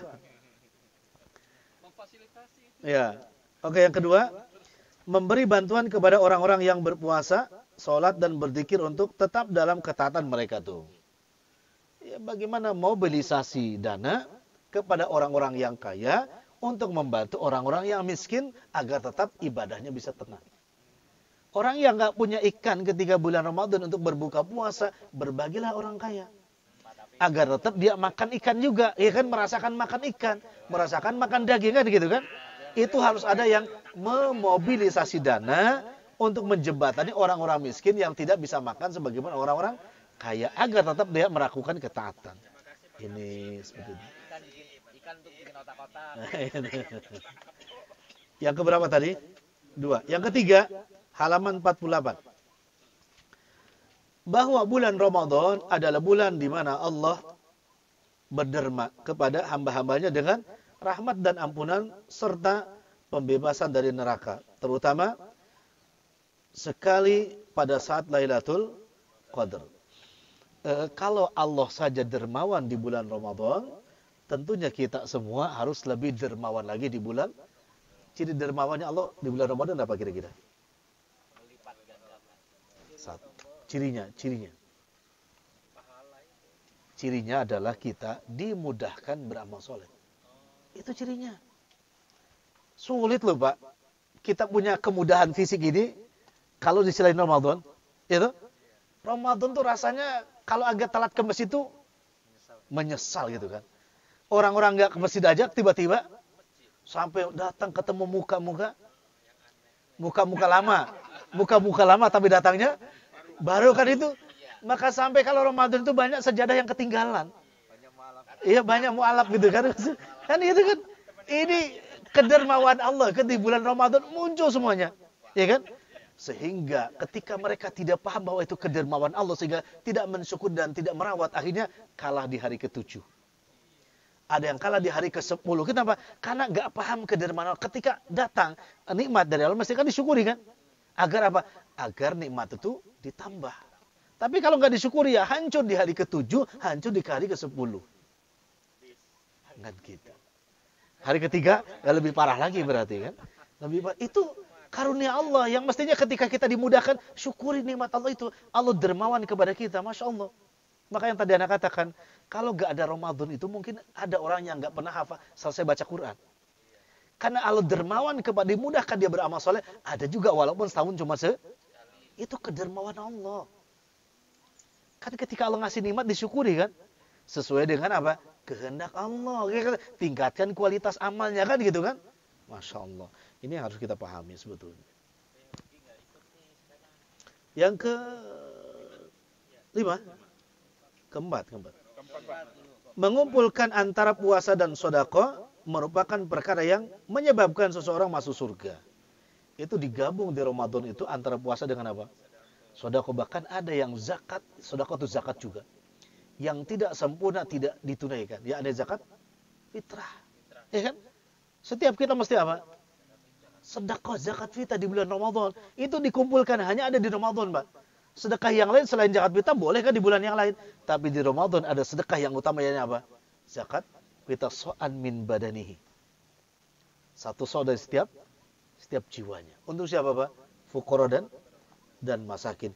Ini yang luar biasa. Yang kelima, bahwa menggabungkan antara puasa dan sedekah adalah yang paling baik dalam menghapus dosa dan kesalahan serta menghindarkan dan menjauhkan diri dari neraka. Ini hampir sama kepada kelima, cuma ada tambahannya, menggabungkan puasa dan sedekah bisa menghapus dosa-dosa kita dan menjauhkan seseorang dari siksanya Allah tabaraka wa taala. Yani sedekah tifil ghadab. Sedekah bisa memadamkan murkanya Allah tabaraka wa taala. Anak sering melihat dan kebiasaan kita kalau bulan Ramadan itu kadang ada yang tarling tuh taraweh triling.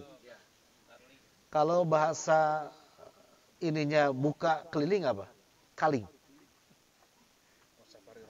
Sampai Ramadan. Kalau safar itu ya emang bisa, tapi kan lebih formal ya. Ada orang yang biasa tuh kalau Ramadan gini, Pak. Dari satu masjid ke masjid yang lain, tapi cari bukaan yang lebih baik. Oh, itu zaman dulu, Pak. Ada kok sekarang juga. Ada, bahkan ada kelompok jamaah dari kita tuh yang ngajak temennya kalau Ramadan yuk enak lu di sana tuh katanya. Ada tuh, Pak.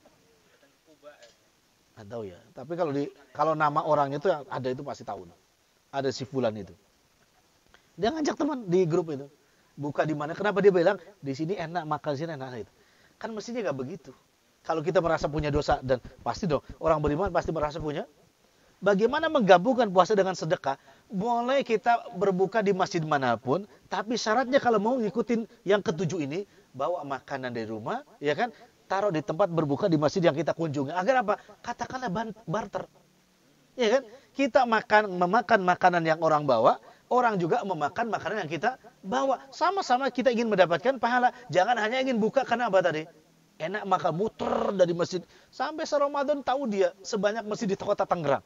Bahkan ditulis yang paling enak makanannya Masjid Anu. Kan gitu. Ya bisa jadi masuk statusnya. Atau masuk YouTube kan bisa jadi. Ini kan gimana kayak begini kan? Ya. Nah itu. Mestinya bawa Pak. Ada yang lebih lucu lagi. Bukan bawa makanan ke masjid. Dari masjid bawa makanan ke mana? Ke rumah. Sampai pakai ketemu di jalan tuh. Sampai sudah bulat aja. Pakai dalil. Sayang kalau gak dimakan. Ente tuh gimana sih? Bener saya gak dimakan atau memang sengaja? Atau memang dipesan sama istri di rumah? Bawain, Pak. Jangan lupa bawain Pak. Kan itu lebih parah lagi kan. Berarti ada kerjasama dalam maksiat bersama siapa? Istrinya. Bahkan ada yang mencuri loh Pak. Kita punya jamaah. Biasa ba'da Ramadan tuh di satu majlis tuh ada kajian Pak. Ini luar biasa. Selesai tarawih, kajian. Dan sengaja makan itu disimpan di tempat masjid, bukan di sofa, di samping kan ada dua pojok kiri kanan. Yang saya itu kan. Ternyata kenapa kue kaleng itu kita taruh beberapa selalu habis maghrib itu hilang, habis sholat. Hanya izin sama pengurus minta CCTV. Ternyata ada. Itu orang yang paling alim, Mbak, ketika sholatnya, ya kan? Paling alim bahkan pakaiannya kayak ustadz, pakai sorban. Ternyata setiap buka kucuk-kucuk ke belakang itu dia sudah siapkan kantong plastik dibawa sama dia. Dan umurnya pun nggak muda lagi, Pak. Maksudnya sudah siap untuk bener deh. Cuman kita itu kan bingung karena masjid orang itu. Cuman saya sudah tahu DDKM-nya ini. Oh biar Pak nanti saya ngasih tahu. Ya, semoga Allah berikan hidayah. Dan itu masih Ramadan kemarin masih kayak begitu tuh kelakuannya. Hilang gue kita, Pak. Dan orang itu juga. Dan kita nyangkanya tuh wah luar biasa. Sholat pun di belakang imam. Wah ini alim itu. Maka jangan terlalu jangan terlalu jangan gampang-gampang takjub. Jangan gampang takjub sama orang yang berpakaian kayak Ustadz Kiai. Jangan. Setan pun bisa berpakaian kayak gitu. Iya kan? Ya Abu Hurairah terkelabui kan ketika menjaga Baitul Mal. Yang mengemis-ngemis minta sedikit sedekah kepada Abu Hurairah. Ternyata jin itu. Malam ketika dikasih, Nabi nanya, tahu gak itu? Enggak tahu kata Abu Hurairah. Apa? Jin itu Pak. Bisa seperti itu. Bisa seperti itu. Bahkan ada yang nantangi bisa baca ayat kursi. Bisa baca doa akhir ayat yang terakhir. Hati-hati kalau cuma pakai sorban, pakai gamis, jin aja bisa. Jangan terlalu takjub. Gitu kan? Ini takjub ternyata pencuri kue. Ini bukan di luar Tangerang loh Pak. Di Tangerang. Tapi Bapak jangan nanya masjid mana, ini bahaya. Itu rahasia. Rahasia. Dan itu perilaku dia mengarah kepada yang lainnya. Musim kurban pun dia termasuk pencuri. Musim kurban pun dia pencuri daging. Dan kelihatan dalam sholatnya kurang semangat, tapi dalam hal mencuri dia semangat. Di mana semangatnya? Dari rumah memang sudah bawa karung. Berarti kan niat. Niat kan? Termasuk tadi ketika mencuri kue itu sudah bawa kantong plastik yang cukup untuk kue kaleng tadi. Itu kan sudah niat. Apakah dia nggak tahu bahwa itu haram? Pasti tahu, nggak mungkin nggak tahu. Nggak mungkin. Masa di masjid bertahun-tahun nggak tahu bahwa itu haram? Mungkin dia mengatakan ini adalah makanan yang di masjid, ya kan? Berarti kan ini boleh. Karena saya hamba Allah, ini makanan punya hamba Allah. Sesama hamba Allah boleh saling mencuri. Ya nggak benar kalau begini. Milik bersama. Tanpa akad yang jelas. Baik. Halaman 54. Kita paskan jam 6 ya. Ini kan 5.50. 10 menit lagi. Anjuran memperbanyak membaca Al-Quran pada bulan Ramadan. Nah, ini yang tadi. Ya. Anjuran yang dianjurkan memperbanyak membaca Al-Quran. Pokoknya bulan Ramadan tuh, ya bulan Ramadan itu bolehlah agak pelit sama teman. Pelit ngobrol, pelit ngumpul. Ya. Karena kalau kita nggak pelit sama teman, kadang-kadang kita baca aja disamperin. Mungkin nyamperinnya pertama iseng aja. Udah berapa juz nih? Nah itu kan, akhirnya tertarik. Ngobrol, baru 3 juz, tapi ini yang kedua kalinya. Waduh, akhirnya ngobrol yang lain setelah itu. Pokoknya pelit waktu, ya, pelit bahasa kepada teman di bulan Ramadan. Fokus apa? Tilawah. Mudah-mudahan besok bisa 5 kali selesai. Nanti kalau kita ada daurah lagi boleh kita ngobrol. Pandang kemarin berapa Ramadan kemarin. Ini kan perlu diamalkan. Perlu kan gitu kan. Masuk di baru 2 alhamdulillah. Ya. Ini perlu. Jawabannya bisa apa enggak? Insyaallah bisa. Insyaallah bisa. Berapa seberapa itu urusan Allah. Tapi barang siapa yang dipecut cepat oleh Allah, maka juga bisa cepat mengkhatamkannya. Manjada wajada. Barang siapa yang sungguh-sungguh pasti akan mendapatkannya. Itu baca Quran. Semoga Allah mudahkan. Ya. Yang berikutnya halaman 57, salat tarawih pada bulan Ramadan. Ini ya insyaallah lah. Yang penting nasihat dari ana pada sore ini, ridho dan sabar, itu aja. Ridho dan sabar. Ridho artinya adalah senang, sabar artinya tidak mengeluh. Itu aja. Ikutin imam. Berapapun lamanya, seberapapun cepatnya, ridho dan sabar. Insyaallah ghufirallahu ma taqaddama min dambi. Dosa setahun yang lalu dengan salat yang ridho dan sabar, kata Nabi alaihissalam, pasti diampuni. Ingat nih Pak, dosa setahun yang lalu. Bila salat tarawihnya ridho dan sabar, 2 saja. Ridho dan sabar, dosa setahun yang lalu pasti diampuni oleh Allah Subhanahu wa taala. Imam Nawawi pernah bertanya, apakah ini termasuk dosa besar atau dosa kecil? Kata Imam Nawawi, dosa-dosa kecil. Tapi kata beliau, boleh juga, mungkin juga termasuk dosa besar. Tidak apa-apa dosa kecil juga. Dosa kecil kalau setahun banyak nggak? Jadi besar kan? Jadi besar. Maka dengan sholat tarawih, dengan imanan wa tisaban. Kalau ditanya, dan di dalam kitab At-Tibyan, sahabat bertanya kepada Rasulullah SAW, Ayul Abdul Qiyamul Lail. Mana yang paling utama salat malam? Kata Nabi, yang tulu kunutuhu, yang lama kunutnya. Ma makna kunut? Lama berdirinya. Apa makna lama berdirinya? Banyak bacaan ayatnya. Itu yang paling utama salat malam. Termasuk salat apa tadi? Tarawih. Jadi salat tarawih yang paling utama tuh yang paling banyak baca ayatnya. Itu tulul kunut, yang lama berdirinya. Gitu. Ya. Allah alam. Kalau di Kuba setengah jam kan? Setengah jam. Kayaknya kita belum naik-naik ya kelasnya. Malah turun ya kelasnya ya. Iya. Naik. Kalau istiqomah di tempat aja kadang-kadang kan nggak jelek juga. Kelas berapa apa kelas 5? Loh, dari dulu kelas 5 iya nggak naik-naik, jelek juga. Tapi kalau naiknya sedikit-sedikit bagus. Mesti dievaluasi. Kok Pak Andi sih? Iya, jangan lama dia dong. Ini kayak pembulian ya. Di sini coba yang pengurus nanti saya pembina lu. Bambang. Baik. 58.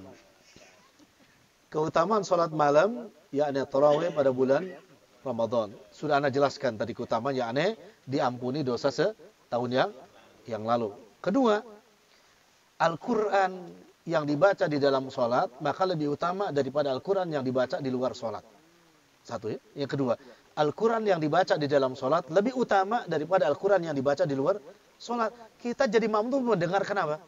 Bacaan Al-Quran. Maka wajar saja semakin lama semakin banyak yang dibaca semakin utama. Kenapa? Karena semakin banyak ayat huruf yang kita dengar.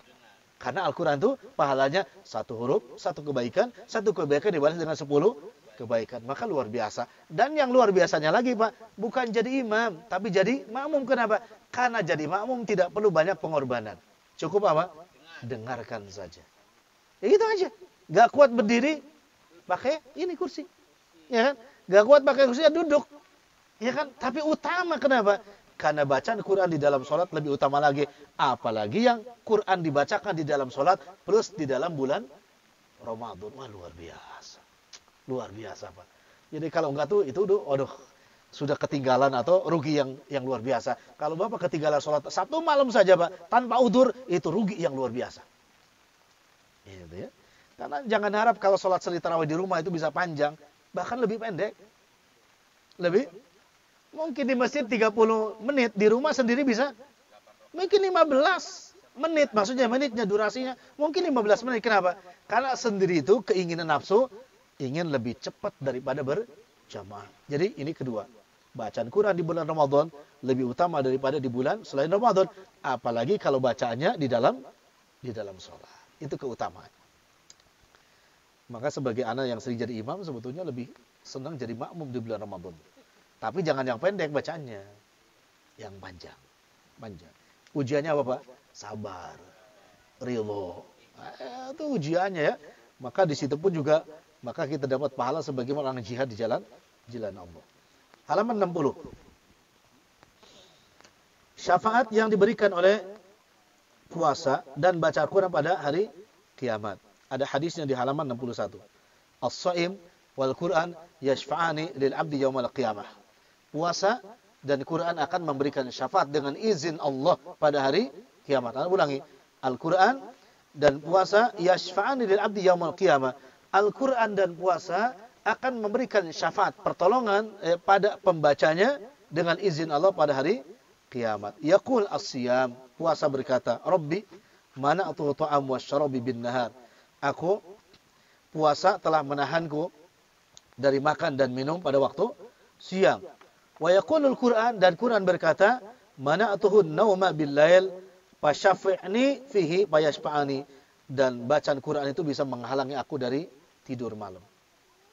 Jadi dengan puasa terhalang kita makan dan minum. Dari baca Quran terhalang kita tidur di waktu malam. Kenapa dikatakan terhalang Pak? Karena sholat tarawihnya Nabi alaihissalam bersama sahabatnya itu ya sampai mendekati waktu subuh. Sampai mendekati waktu subuh, sehingga dikatakan bacaan Quran itu menghalangi apa? Tidur mereka. Ya, kalau kita hari ini baca Quran dalam sholat tarawih gak menghalangi tidur. Toh berapa lama? Setengah jam setelah itu tidurnya yang banyak daripada sholatnya. Ini hadis jelas yang akan mendapatkan syafaat yang mana? Yang Quran ketika dibaca menghalangi tidurnya. Anda ulangi ya. Quran yang besok akan memberikan syafaat kepadanya, yang Quran itu menghalangi waktu tidurnya. Jadi yang Quran dibacakan yang tidak menghalangi waktu tidurnya tidak akan memberikan syafaat. Tetapi dia mendapatkan pahala yang lain dari apa? Bacaannya. Gitu Pak. Maka hendaknya ya dicoba. Dicoba.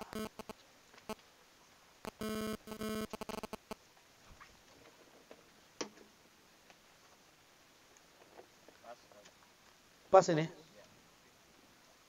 Ya. Jadi kita lanjut kapan ya? Pada Isya ya. Bagian ketiga, 10 malam pertengahan bulan Ramadan. Ini bagian ketiga insyaallah. Bagi kita akhiri ya. Mudah-mudahan bekal kita menjelang Ramadan ini dimudahkan untuk diamalkan oleh Allah Subhanahu wa taala, sehingga kita semua walaupun tidak berjumpa lagi dengan Ramadan tapi sudah memaksimalkan ibadah di bulan Ramadan baik siangnya ataupun malamnya, dan moga-moga yang sedikit ini mendapatkan jatah dari Allah Azza wa Jalla untuk bisa masuk surga lewat pintu Ar-Rayyan. Wallahu ta'ala alam bisawab. Wa sallallahu ala nabiyyina Muhammadin wa ala alihi wa sahbihi wasallam. Subhanakallah bihamdik. Asyhadu an la ilaha illa anta astaghfiruka wa atubu ilaik. Wassalamualaikum warahmatullahi wabarakatuh.